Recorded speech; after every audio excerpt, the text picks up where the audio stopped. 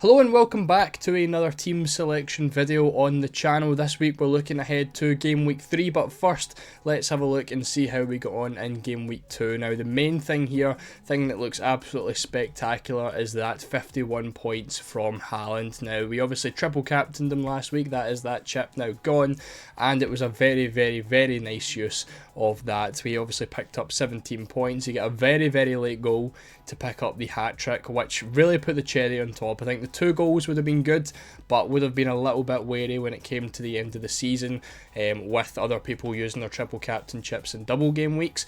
But with that hat-trick, with that late goal, I'm more than happy with getting those 51 points and getting that hat-trick from Haaland, because I think that is going to be very difficult whether it's a double game week or not, and even if it is going to be Haaland who does get that. So extremely happy with how that's went. Everyone else done actually pretty decently. You know, there's a lot of 6-7 pointers in the team. At least half the team returned, which was nice. Smith Rowe obviously done really well, picked up a goal, and I think he got all 3 bonus points as well, which was great. Looking at the other Fulham player we've got in there, we transferred in Robinson for Kwanzaa last week, which was of course a very nice transfer because Kwanzaa has once again dropped in price and didn't play at the weekend. So very happy to have done that. If anything, I really just wish I'd done it before the season started, because it was my 50-50 between Robinson and Kwanzaa, but nonetheless I am more than happy with how things have went. Saliba obviously with a 6-pointer, Porro with a 6-pointer, Jota and Saka both picking up returns as well with 6-pointers, which is really nice. Bruno Fernandes, unfortunately a little bit disappointing though. He does have Liverpool this week. I'm willing to give him another chance for another couple of weeks. I think I will just hold him until the wild card and see how that goes.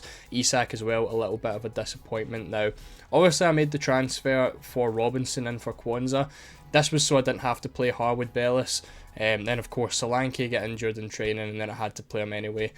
But my move for Solanke, if I was to take a -4, would have been to bring in Muniz, who also picked up a 2-pointer.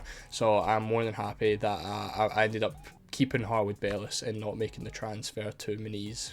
Now looking into this week's team then, it is obviously going to be fairly similar to last week. We are actually rolling the transfer this week, so I don't want to make any transfers. We're heading into an international break before game week 4, and I just really want to be able to have 2 transfers after that, just in case anything happens and anyone gets injured. And I'm still not really sure when I'm going to be using that wild card.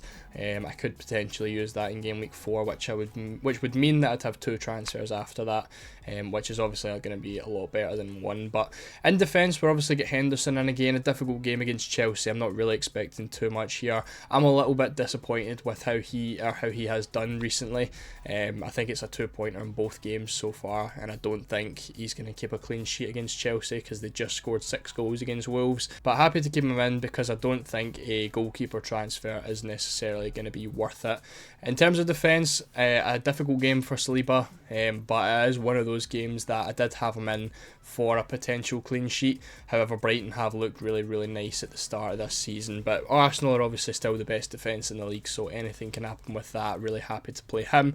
Robinson, of course, against Ipswich, can't not play him. Hopefully we get another return from him and another clean sheet, and hopefully some more bonus points as well. Now I am playing Mykolenko over Pedro Porro, because if you look at the stats between them, as much as Porro is 100% definitely the better player, when you're looking at them both head to head in this game week, Mykolenko's basically coming out on all the important stats. You can see obviously he has the better fixture with the home fixture against Bournemouth as opposed to Porro's away fixture against Newcastle.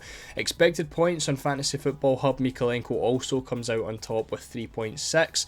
Clean sheet odds, Everton are again on top with that, and then return points or return chance, Mykolenko is also ahead of Porro there. So while Everton's defence have actually looked pretty poor recently, Mykolenko is still coming out on top by Pedro Porro, and I did say to myself this week I would try and stick to these stats as much as possible rather than my own thinking, so I'm going for Mykolenko, quite happy with that decision. Now looking at the midfielders next, it is the typical midfield, and there is a couple of difficult fixtures in there as well. Now Saka's playing against Brighton, again more than happy to keep him. Saka can really get a goal in any game, and it's not even the worst fixture in the world, so really happy to keep him. Smith Rowe again, another Fulham player who I'm expecting to do quite well again with Ipswich. He has risen in price as well, which is nice, and hopefully he can replicate that 10-pointer he picked up.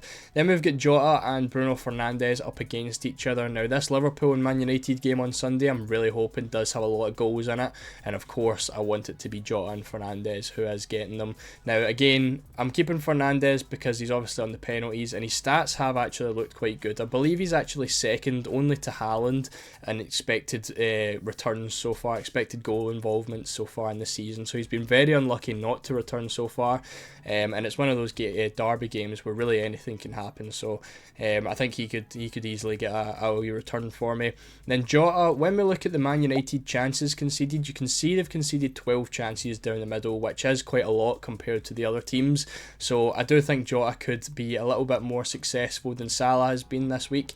Obviously in recent weeks Salah has been outscoring Jota, but again, still with the 5 million difference, I'm more than happy to kind of lose out on a couple of points between Salah and Jota so that I can afford 5 million and obviously get the points from like Saka and allow me to have Haaland in my team, who obviously picked up a 51 pointer. But obviously again, talking about the chances conceded, I think Jota could be the one that does well against Man United this week. Now looking at the attackers, we are once again going for the same three. Now I am hoping that Solanke is able to be fit in this game. By the time this video comes out, we probably will have press conference confirmation. There is a little bit of doubt. You can see on the screen here, he is not expected back till the 15th of September, which is going to be after the international break. This is through the PremierInjuries.com. Now Ange said that he would only be out for one game, so the hope is that he is going to be fit and I'm going to be able to play him against Newcastle. But if he isn't, I'm still not going to make a transfer because again, we've still got Pedro Porro on the bench who is more than capable enough to play and hopefully get some points. As much as I would bench him and prefer to play Solanke, I'm not going to make any transfers, and Porro's just going to come in if Solanke is going to be ruled out again. Then we've got Isak against Spurs. Again, hasn't really performed as much. It is going to be a tough fixture against Spurs, but is still one that he can easily score in. Again, on penalties, so even if a lucky penalty comes out, Isak could easily pick up a return. And then once again, if you watched yesterday's captaincy video, we are going for Haaland away from home against West Ham. Now, again, West Ham are like the 6th worst defence in the league so far. They've conceded a lot of chances down the middle. I think it could be another week where Haaland gets another 1 or 2 goals, and we're more than happy to go with him once again to fulfil our captaincy needs. So that's going to be it for the team selection. I think on paper, looking at it, it does look as though it could be one of those weeks where we don't really score too many points. Obviously, my Newcastle players have a difficult fixture. My Man United and Liverpool players are both playing against each other. Arsenal don't exactly have the easiest fixture with Brighton either. So it could be one of those weeks where everyone just doesn't really do too well, but it could also be one where we do decently, the same as last week. I don't really expect another 51 pointer from Haaland.